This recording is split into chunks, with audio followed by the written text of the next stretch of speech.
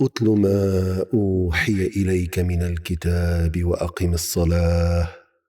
إن الصلاة تنهى عن الفحشاء والمنكر ولذكر الله أكبر والله يعلم ما تصنعون.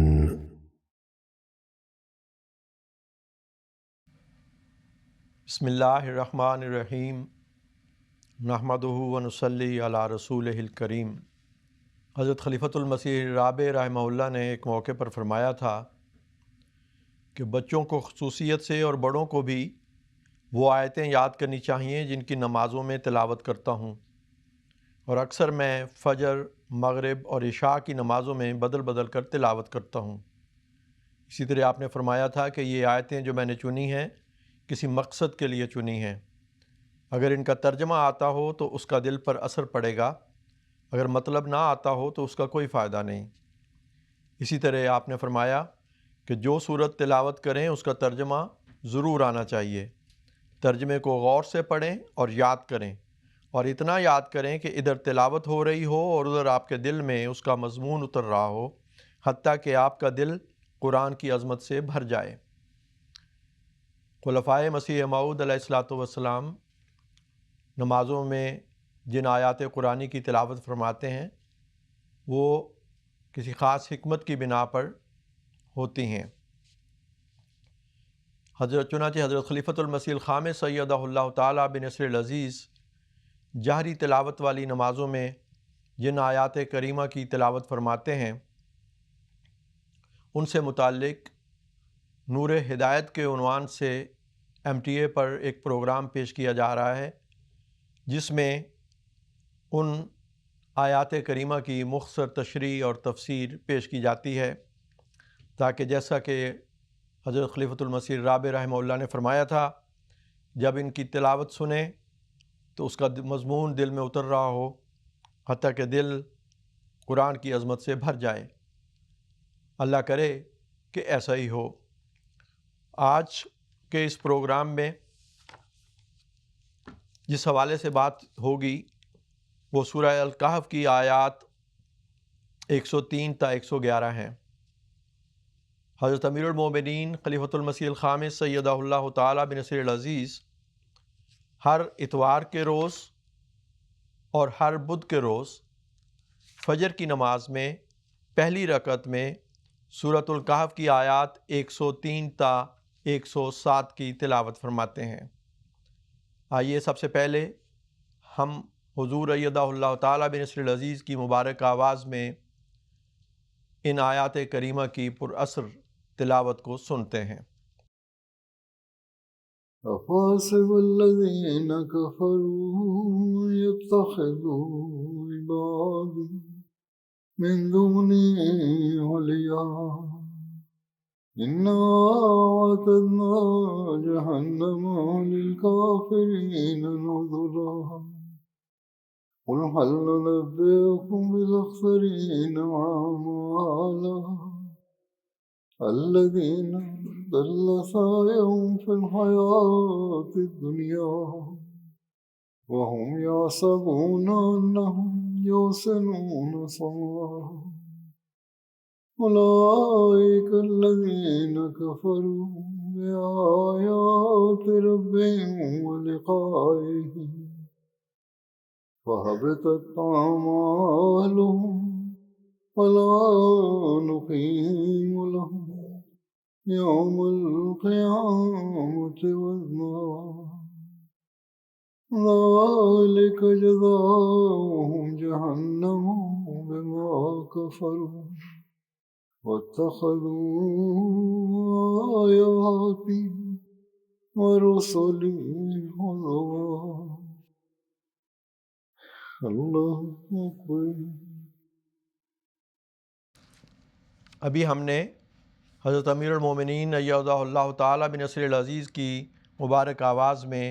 سورۃ الکہف کی آیات 103 تا 107 کی تلاوت سنی ہے۔ اب ان آیات کا اردو ترجمہ پیش خدمت ہے۔ تو کیا یہ سب کچھ دیکھ کر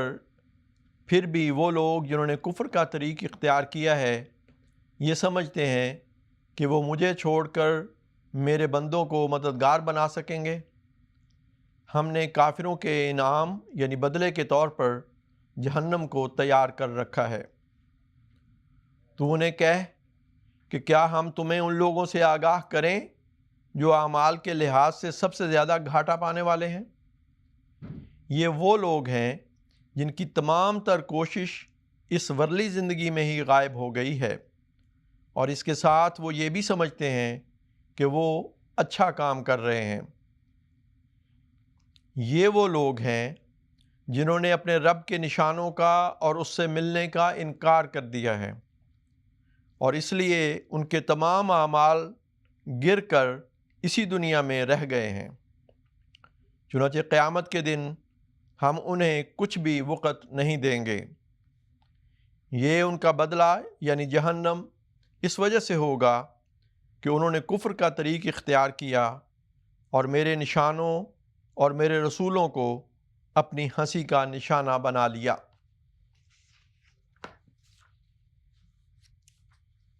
حضرت اقدس مسیح موعود علیہ الصلاۃ والسلام فرماتے ہیں اولئک الذین کفروا بآیات ربہم ولقائہ فحبطت اعمالہم فلا نقیم لہم یوم القیامۃ وزنا۔ فرماتے ہیں کہ فلا نقیم لہم یوم القیامۃ وزنا میں گناہ کا ذکر نہیں ہے۔ اس کا باعث صرف یہ ہے کہ ان لوگوں نے دنیا کی خواہشوں کو مقدم رکھا ہوا تھا۔ ایک اور جگہ اللہ تعالیٰ فرماتا ہے کہ وہ لوگ دنیا کا حظ پا چکے، وہاں بھی گناہ کا ذکر نہیں، بلکہ دنیا کی لذات جن کو خدا تعالیٰ نے جائز کیا ہے ان میں منہمک ہو جانے کا ذکر ہے۔ اس قسم کے لوگوں کا مرتبہ عند اللہ کچھ نہ ہوگا اور نہ ان کو کوئی عزت کا مقام دیا جائے گا۔ آپ فرماتے ہیں شیریں زندگی اصل میں ایک شیطان ہے جو کہ انسان کو دھوکہ دیتی ہے۔ مومن تو خود مصیبت خریدتا ہے، ورنہ اگر وہ مداہنہ برتے تو ہر طرح آرام سے رہ سکتا ہے۔ حضرت صلی اللہ علیہ وسلم اگر اس طرح کرتے تو اس قدر جنگیں کیوں ہوتیں؟ لیکن آپ نے دین کو مقدم رکھا، اس لیے سب دشمن ہو گئے۔ یہاں پہ حضور نے یہ بات خاص طور پر ہمیں سمجھائی ہے کہ صرف گناہوں کی بات نہیں ہے، بلکہ جو لوگ صرف دنیا میں ہی کھو جاتے ہیں، منہمک ہو جاتے ہیں، ان کا ہم و غم صرف دنیا کے لیے ہوتا ہے اور خدا تعالیٰ کی لقاء کا وہ انکار کر چکے ہوتے ہیں، ان کا قیامت کے دن کوئی وزن نہیں ہوگا، یعنی ان کے اعمال بے حیثیت ہو جائیں گے، ضائع جائیں گے۔ آپ فرماتے ہیں مومن آدمی کا سب ہم و غم خدا کے واسطے ہوتا ہے، دنیا کے لیے نہیں ہوتا، اور وہ دنیاوی کاموں کو کچھ خوشی سے نہیں کرتا بلکہ اداس سا رہتا ہے، اور یہی نجات حیات کا طریق ہے۔ اور وہ جو دنیا کے پھندوں میں پھنسے ہوئے ہیں اور ان کے ہم و غم سب دنیا کے ہی لیے ہوتے ہیں، ان کی نسبت تو خدا تعالیٰ فرماتا ہے فلا نقیم لہم یوم القیامۃ وزنا، ہم قیامت کو ان کا ذرہ بھر بھی قدر نہیں کریں گے۔ حضرت خلیفۃ المسیح اول رضی اللہ تعالیٰ عنہ فرماتے ہیں جس طرح حدیثوں میں یہ ثابت ہے کہ سورہ کہف کی ابتدائی آیتوں کا پڑھنا فتن دجال سے نجات کا موجب ہے، اسی طرح آخری آیات کا پڑھنا بھی فتن دجال سے نجات کا موجب ہے۔ اس لیے پھر غور کرو کہ جن کا سورہ کے ابتدا میں ذکر ہے انہی کا انتہا میں بھی ہے یا نہیں۔ ان آیات سے ظاہر ہوتا ہے کہ دجال کون ہے اور اس کے صفات کیا ہیں۔ حضرت خلیفۃ المسیح ثانی رضی اللہ عنہ فرماتے ہیں یہ انہی لوگوں کا ذکر ہے جو حضرت مسیح کو نجات دہندہ اور خدا کا بیٹا مانتے ہیں، جن کا ابتدائی صورت میں ذکر آیا تھا۔ وہ دنیا کو نفع پہنچانے کے لیے ایجادات کرنا ہی اپنی زندگی کا مقصد سمجھتے ہیں، دین کی طرف توجہ نہیں بلکہ اسے فضول سمجھتے ہیں۔ اللہ تعالیٰ فرماتا ہے کہ ان کی بنائی ہوئی چیزوں کا نام و نشان باقی نہ رہے گا، اور ہم قیامت کے دن ان کے لیے کوئی وزن قائم نہ کریں گے، کیونکہ ان کے تمام اعمال دنیا کے لیے تھے نہ کہ آخرت کے لیے۔ ان قوموں کی نگاہ میں الہی کلام اور اس کے رسولوں کی کوئی عزت نہ ہوگی۔ ایک انسان کو خدا بنا کر سب نبیوں پر ہنسی اور تمسخر کریں گے۔ چنانچہ دیکھ لو کہ مسیحی لوگ مسیح کو خدا کا بیٹا قرار دینے کی وجہ سے سب انبیاء کی سخت حد تک کرتے ہیں اور ان کے وجود کو لغو اور فضول قرار دیتے ہیں اور شریعت کو لعنت بتاتے ہیں۔ جب ان پر عذاب آئے گا تو مومنوں کی ترقی کا وقت شروع ہوگا اور ان کے صبر کا بدلہ ان کو مل جائے گا، اور اللہ تعالیٰ کے لیے اور اس کے دین کے لیے قربانیوں میں ان کو ایسی لذت محسوس ہوگی کہ باوجود مال اور جان کی قربانیوں کے وہ اپنی حالت کو بدلنا پسند نہ کریں گے۔ آپ فرماتے ہیں کہ وہ لوگ دعوے کرتے ہیں کہ ہم نے یہ ایجادات کی ہیں اور اتنے علوم دریافت کیے ہیں اور کائنات کا راز دریافت کرنے کے قریب ہیں۔ فرماتا ہے اے محمد صلی اللہ علیہ وسلم، تو ان سے کہہ دے، یعنی اس زمانے کے محمد رسول اللہ صلی اللہ علیہ وسلم کے اتباع ان سے یوں کہہ دیں کہ تمہارا راز کائنات کو دریافت کرنے کی کوشش کرنا ہمیشہ روز اول ہی رہے گا، اور باوجود اس قدر کوششوں کے تم کولو کے بیل کی طرح وہیں کے وہیں کھڑے رہو گے، اور وہ قوتیں جو اللہ تعالیٰ نے اپنی مخلوقات میں پیدا کی ہیں ان میں سے اس قدر بھی دریافت نہ کر سکو گے کہ جس قدر سمندر کے مقابل پر ایک قطرے کی حیثیت ہوتی ہے۔ آپ فرماتے ہیں اس آیت میں اس طرف بھی اشارہ ہے کہ وہ تصانیف کا زمانہ ہوگا اور یہ قومیں سائنس پر کثرت سے کتابیں لکھیں گی۔ حضرت خلیفۃ المسیح ثالث رحمہ اللہ نے ان آیات کی تفسیر کرتے ہوئے ایک موقع پر فرمایا، سورہ کہف کی ان آیات میں 10 باتیں بیان کی گئی ہیں۔ پہلی بات یہ ہے، اللہ تعالیٰ فرماتا ہے کہ تمہیں ان لوگوں کے متعلق بتائیں جو سب سے زیادہ گھاٹا پانے والے ہیں اپنے اعمال کے لحاظ سے۔ حضور فرماتے ہیں کہ انسان مختلف قسموں میں بٹ جاتے ہیں اپنے اعمال کے لحاظ سے۔ ایک وہ ہیں جو خدا تعالیٰ کی معرفت رکھتے ہیں، ایک وہ ہیں جو اللہ تعالیٰ کا عرفان نہیں رکھتے، ایک وہ ہیں جو زندہ مذہب سے تعلق رکھنے والے ہیں، ایک وہ ہیں جن کا زندہ مذہب سے تعلق نہیں ہوتا، ایک وہ ہیں جو دنیوی لحاظ سے شریفانہ زندگی گزارتے ہیں، اور ایک وہ ہیں جو دنیوی معیار کے مطابق بھی بد زندگی گزارنے والے ہیں۔ ہر شخص اپنے رب سے اپنے اعمال کے مطابق بدلہ پاتا اور جزا حاصل کرتا ہے۔ اسی ضمن میں حضور فرماتے ہیں یہاں یہ مضمون اس بات سے شروع کیا گیا ہے کہ جو سب سے زیادہ گھاٹا پانے والے ہیں ان کے متعلق ہم تمہیں کچھ بتانے لگے ہیں۔ اللہ تعالیٰ فرماتا ہے کہ سب سے زیادہ گھاٹا پانے والے اپنے اعمال کے لحاظ سے وہ ہیں کہ جو ایک تو خدا کو پہچانتے نہیں، اللہ تعالیٰ پر ایمان نہیں لاتے، دوسرے وہ جو خدا تعالیٰ کی طرف سے نشان ظاہر ہوتے ہیں ان کو پہچانتے نہیں، اور جس غرض سے وہ نشان ظاہر ہوتے ہیں وہ غرض ان کی نظر سے پوشیدہ رہتی ہے۔ بدقسمت ہیں وہ اس لیے کہ ان کی ساری توجہ، ان کی ساری کوشش، ان کا سارا عمل، ان کا مقصود اور ان کی ہمت جو ہے وہ اس دنیاوی زندگی کے ساتھ تعلق رکھتی ہے، اس ورلی زندگی کو انہوں نے اپنا مقصود بنا لیا۔ دوسری بات یہاں اللہ تعالیٰ یہ بیان کرتا ہے ان آیات میں، اس زندگی کو، ورلی زندگی کو انہوں نے اپنا مقصود بنا لیا، اس کے لیے وہ عمل، کوشش، سعی اور جہد کرتے ہیں، اور پوری توجہ کے ساتھ اور اپنی پوری طاقت کے ساتھ اور اپنی پوری ہمت کے ساتھ اس دنیا کو اور صرف اس دنیا کو حاصل کرنے کی کوشش کرتے ہیں۔ دنیا کے اموال کے حصول کے لیے جائز و ناجائز میں کوئی تمیز نہیں کرتے۔ عزت کی خاطر، اپنے چودراہٹ کی خاطر، اپنی بڑائی کی خاطر وہ ظلم اور انصاف کی کوئی تمیز نہیں کرتے، اور جب حقیقت بعض دفعہ سمجھتے بھی ہیں تو ان کی عزت کی پچ جو ہے اپنی ذاتی دنیوی لحاظ سے جو انہوں نے اپنا ایک وقار جھوٹا بنایا ہوا ہے اس دنیا میں، اس کی خاطر وہ حقیقت کو اور صداقت کو قبول کرنے کے لیے تیار نہیں ہوتے۔ اللہ تعالیٰ فرماتا ہے کہ سب سے زیادہ گھاٹا پانے والے اپنے اعمال کے لحاظ سے وہ لوگ ہیں جنہوں نے ضل سعیہم فی الحیات الدنیا، ورلی زندگی ہی کو اپنا مقصود بنا لیا، اسی سے انہوں نے غرض رکھی، خدا کو بھول گئے۔ جو خدا تعالیٰ نے آیات ظاہر کی تھیں ان کی اصلاح کے لیے، اور جو ہدایت بھیجی تھی مختلف انبیاء کے ذریعے مختلف زمانوں میں، یہ اصولی بات یہاں بیان ہو رہی ہے، آدم سے لے کے قیامت تک اس کا بھی انہوں نے کوئی خیال نہیں کیا۔ بس دنیا ہے، دنیا ہے، کھانا ہے، پینا ہے، سونا ہے، ناچ ہے، گانا ہے، گپیں ہیں، چغلیاں ہیں، بدظنیاں ہیں، اپنی بڑائی کی شیخی ہے، فخر کا اعلان ہے، اپنی جھوٹی عزتوں کی خاطر ہر قسم کا ظلم ہے، وغیرہ وغیرہ۔ ہزار قسم کی برائیاں پھر ایسے شخص کے اندر پیدا ہو جاتی ہیں، چونکہ ہر قسم کی برائی ایسے شخص کے اندر پیدا ہو جاتی ہے، اس لیے سب سے زیادہ گھاٹا پانے والا وہ بن جاتا ہے۔ اور پھر وَهُمْ يَحْسَبُونَ أَنَّهُمْ يُحْسِنُونَ صُنْعًا، اس کے ساتھ وہ یہ بھی سمجھتے ہیں کہ وہ اچھا کام کر رہے ہیں، دنیا میں آگے نکل رہے ہیں، بین الاقوامی لیڈرشپ انہیں حاصل ہو گئی، بڑی طاقت ہے۔ ایک دنیا کو دھمکی دیں تو آدھی دنیا لرز جاتی ہے کہ کہیں ہمارے اوپر کوئی آفت ہی نہ آ جائے، اور اس قسم کی فضا انہوں نے پیدا کی ہے کہ وہ اور ان کے ساتھی اسی چیز کو حسن عمل سمجھتے ہیں۔ جو حقیقی حسن عمل ہے اس سے وہ غافل ہیں۔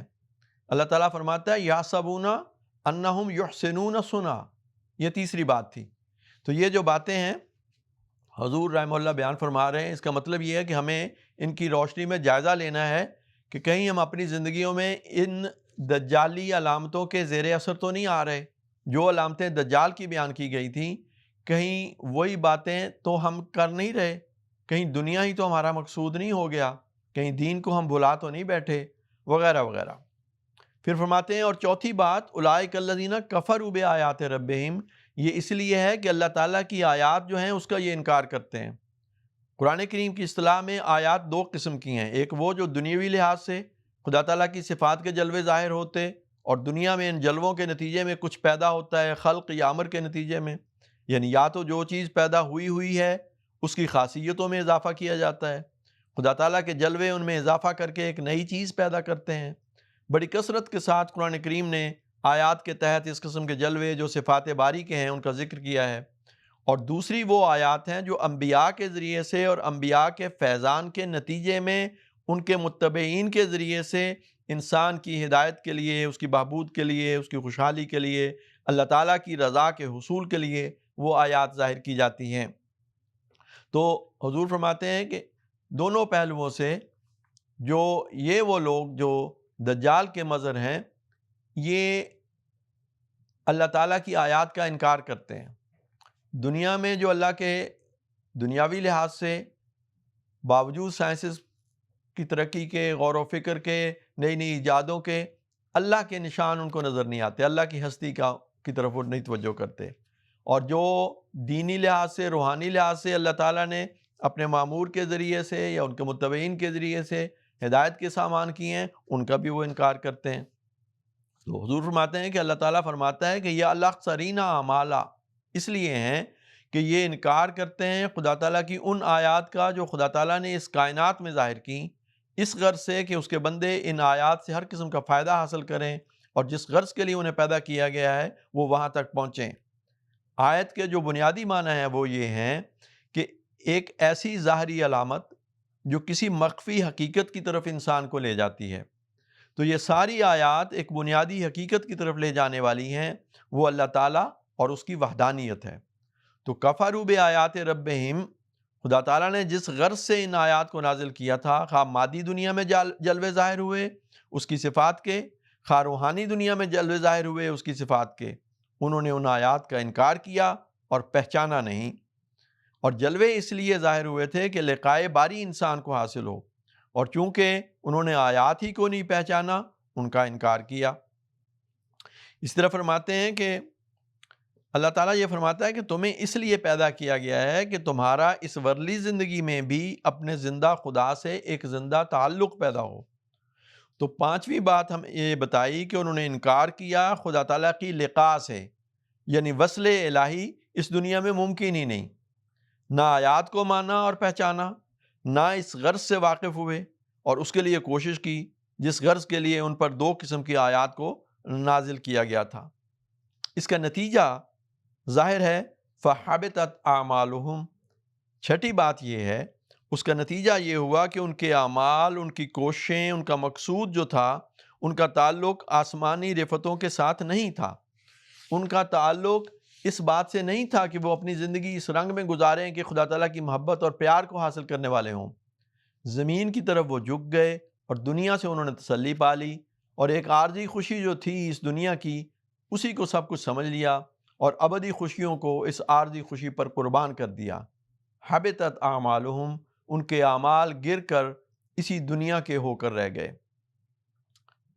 آپ فرماتے ہیں کہ اللہ تعالیٰ فرماتا ہے کہ قیامت کے دن ان کے وہ اعمال جو دنیا کے لیے کیے گئے ہوں گے اور جن کے نتیجے میں خدا کے پیار کو حاصل کرنے کی کوئی کوشش نہیں ہوگی، بے وزن ہوں گے، ان کا کوئی وزن نہیں ہوگا، بے نتیجہ ہوں گے، ان کا کوئی نتیجہ نہیں نکلے گا، لا حاصل ہوں گے، ان سے کچھ حاصل نہیں ہوگا۔ زندگی کا مقصد تھا کہ خدا تعالیٰ کے عبد بنتے، اس کے پیار کو حاصل کرتے، ابدی جنتوں کے وارث بنتے، وہ ان کے وارث نہیں بنیں گے۔ یہ ہے جزاؤہم جہنم، یہ جہنم ہے۔ یعنی کہا کہ فلا نقیم لہم یوم القیامت وزنا، قیامت کے دن ہمارا پیار انہیں حاصل نہیں ہوگا۔ ذالک جزاؤہم جہنم، یہ جہنم ان کی جزا ہے، اور اس لیے ہے کہ انہوں نے انکار کیا آیات کا۔ تو یہ مضمون جو ہے اس کو بھی پیش نظر رکھنا چاہیے کہ ہمارے جو اس دنیا کے کام ہیں وہ صرف دنیا کے لیے نہ ہوں، بلکہ خدا کی رضا کے لیے، اس کی لقاء کے حصول کے لیے ہوں۔ اور ایک اور جگہ پہ حضور فرماتے ہیں کہ دنیا میں ایک وہ انسان ہے جو دنیا کے لیے دنیا کماتا ہے۔ اللہ تعالیٰ نے ایسے لوگوں کے متعلق فرمایا ہے ضل سعیہم فی الحیات الدنیا، یعنی ان کی تمام تر کوشش اسی دنیوی زندگی کے لیے ہوتی ہے۔ ان کے مقابلے میں ایک وہ انسان ہے جو دین کی خاطر اور خدا تعالیٰ کی راہ میں اپنے اموال قربان کرنے کے لیے دنیا کماتا ہے۔ اب جہاں تک دنیا کے کمانے کا سوال ہے، دونوں برابر ہیں، لیکن جہاں تک دولت کے خرچ کرنے کا سوال ہے، ان دونوں میں زمین و آسمان کا فرق ہے، کیونکہ ایک تو دنیا کما کر زمینی بن گیا اور دوسرے نے دنیا کمائی اور اس کے لیے آسمان کے دروازے کھول دیے گئے۔ اس لیے ہر دو میں زمین و آسمان کا فرق ہے۔ حضرت مسیح موعود علیہ الصلوۃ والسلام نے ایک موقع پر یہ بھی فرمایا تھا کہ میں تمہیں دنیا کے کمانے سے، دنیا کے صنعت و حرفت میں حصہ لینے سے نہیں روکتا، ہر کام کرو، حلال اور طیب مال کمانے کے لیے جو بھی اللہ نے جائز طریق بتائے ہیں انہیں اختیار کرو، لیکن خدا کو نہ بھولو اور اپنے اموال میں خدا کا حق اور بندوں کا حق ادا کرو۔ اس لیے یہ بات پیش نظر رہنی چاہیے کہ اسلام کسی قسم کی ایسی زندگی کی تلقین نہیں فرماتا جس میں دنیا کو بالکل چھوڑ دیا جائے اور غاروں میں بیٹھ دیا جائے اور بیٹھ کے بس ذکر اذکار کرتے رہیں، بلکہ اسلام یہ تقاضا کرتا ہے، قرآن کریم یہ تقاضا کرتا ہے کہ آپ دنیا بھی کمائیں، لیکن آپ کی ساری جد و جہد اور ساری کوششوں کا نچوڑ دنیا کی زندگی ہی نہ ہو، بلکہ اللہ تعالیٰ کی رضا کا حصول، اس کی لقاء کا حصول، اور اموال کما کر خدا کی رضا کے مطابق خرچ کرنے کے لیے کوشش کریں۔ حضور فرماتے ہیں غرض، حضرت خلیفۃ المسیح مسیح ثالث رحمہ اللہ فرماتے ہیں غرض یہ ایک حقیقت ہے، اور قرآن کریم نے اسے بڑی وضاحت سے بیان کیا ہے کہ دنیاوی حسنات کے بغیر اخروی حسنات کے سامان پیدا نہیں ہوتے، اس لیے کہ اخروی حسنات کے سامان اللہ تعالیٰ کی راہ میں دنیاوی نعمتوں کو خرچ کرنے سے پیدا ہوتے ہیں۔ جس کے پاس نعمت ہی کوئی نہیں وہ خرچ بھی نہیں کر سکتا۔ چنانچہ حضرت مسیح موعود علیہ الصلوۃ والسلام نے فرمایا ہے کہ جو شخص نامرد ہے وہ پاک باز ہونے کا دعویٰ نہیں کر سکتا کیونکہ اسے طاقت ہی نہیں ہے۔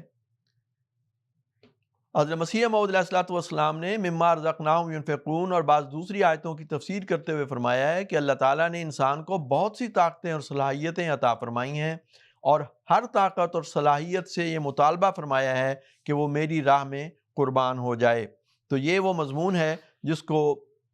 ان آیات کو سنتے ہوئے پیش نظر رکھنا چاہیے۔ اسی طرح حضرت خلیفۃ المسیح ثالث رحمہ اللہ نے ایک موقع پر فرمایا ضال سیدھے راہ سے بھٹکنے والے کو کہتے ہیں، اور قرآن کریم نے اس کے یہ معنی کیے ہیں کہ الذین ضل سعیہم فی الحیات الدنیا۔ سورہ فاتحہ میں جو ولضالین آیا تھا اس کی طرف اشارہ فرمایا ہے کہ ضالین کون ہیں، تو آپ فرماتے ہیں کہ یہ جو الفاظ ہیں یہ بھی نشاندہی کرتے ہیں کہ وہ ضالین کون ہیں۔ فرماتے ہیں قرآن کریم نے اس کے یہ معنی کیے ہیں کہ الذین ضل سعیہم فی الحیات الدنیا، پس ضالین وہ ہیں جن کی تمام کوششیں ان راہوں کی تلاش میں رہتی ہیں جو اخروی زندگی سے ورے ورے ختم ہو جاتی ہے۔ ضل سعیہم فی الحیات الدنیا، وہ اس ورلی زندگی کے کناروں سے نکل کر اخروی زندگی تک نہیں پہنچتی، راہ بھٹک جاتی ہے، کوشش جو ہے وہ آگے چل ہی نہیں سکتی۔ تو یہ وہ مضمون ہے جس کی طرف حضور نے توجہ دلائی۔ آپ فرماتے ہیں پس مومن کی مادی کوشش دنیا میں حدود سے ورے ختم نہیں ہو جاتی، اور اس کے متعلق نہیں کہا جا سکتا کہ ضل سعیہم فی الحیات الدنیا، کیونکہ روپیہ وہ خرچ کرتے ہیں، زندگی کا ہر لمحہ جو وہ گزارتے ہیں، اخلاق کا ہر مظاہرہ ان سے سرزد ہوتا ہے، بچوں سے محبت اور پیار کا سلوک جو دنیا ان سے دیکھتی ہے، اس کے پیچھے یہی روح کام کر رہی ہوتی ہے کہ جس نے خدا کی رضا کے لیے اپنی بیوی کے منہ میں لقمہ ڈالا اس نے بھی ثواب حاصل کر لیا۔ غرض مومن اپنے ہر دنیوی کام کو اخروی جزا اور اخروی نعما کے حصول کا ذریعہ بنا لیتا ہے، اور اس کے متعلق نہیں کہا جا سکتا کہ وہ ضل سعیہم فی الحیات الدنیا والے گروہ میں ہے۔ اللہ تعالیٰ ہمیں اس بات کی توفیق بخشے کہ ہم ضالین کی طرح نہ بنیں۔ ہماری تمام زندگی کی جد و جہد، خواہ وہ تعلیم کے حصول کے لیے ہو، ملازمتوں کے حصول کے لیے ہو، یا ملازمتیں کرنے، کاروبار کرنے کے سلسلے میں ہو، وہ اس کا منتہا جو ہے وہ یہ دنیا کی زندگی ہی نہ ہو، بلکہ ہر ہماری جد و جہد اور کوشش کا مقصد یہ ہو کہ ہم نے اللہ تعالیٰ کی رضا کو حاصل کرنا ہے، اس کی لقاء کو حاصل کرنا ہے۔ جو بھی ہمیں اللہ تعالیٰ نے استعدادیں، صلاحیتیں دی ہیں، انہیں اللہ کے حکموں کے مطابق اس کی رضا کے لیے خرچ کرنا ہے، اپنے اموال کو بھی اللہ کے دین کے لیے بھی خرچ کرنا ہے، اور اس کی مخلوق کے حقوق کی ادائیگی کے لیے، ان کی بھلائی کے لیے بھی خرچ کرنا ہے۔ اللہ تعالیٰ ہمیں اس بات کی توفیق بخشے کہ ہم قرآن کریم کی ان آیات کے مضامین کو سمجھتے ہوئے ضالین یا دجال کے زیر اثر اور ان کے طرز عمل کو اپنانے والے نہ ہوں، بلکہ ہماری سب کوششیں ایسی ہوں جو اللہ کے ہاں بھی اجر پانے والی ہوں، اور ہماری تمام جد و جہد جو ہے وہ خدا کی رضا کے لیے ہو، اور ہمارے اعمال جو ہیں وہ ضائع جانے والے نہ ہوں۔ اتل ما أوحي إليك من الكتاب وأقم الصلاة إن الصلاة تنهى عن الفحشاء والمنكر ولذكر الله أكبر والله يعلم ما تصنعون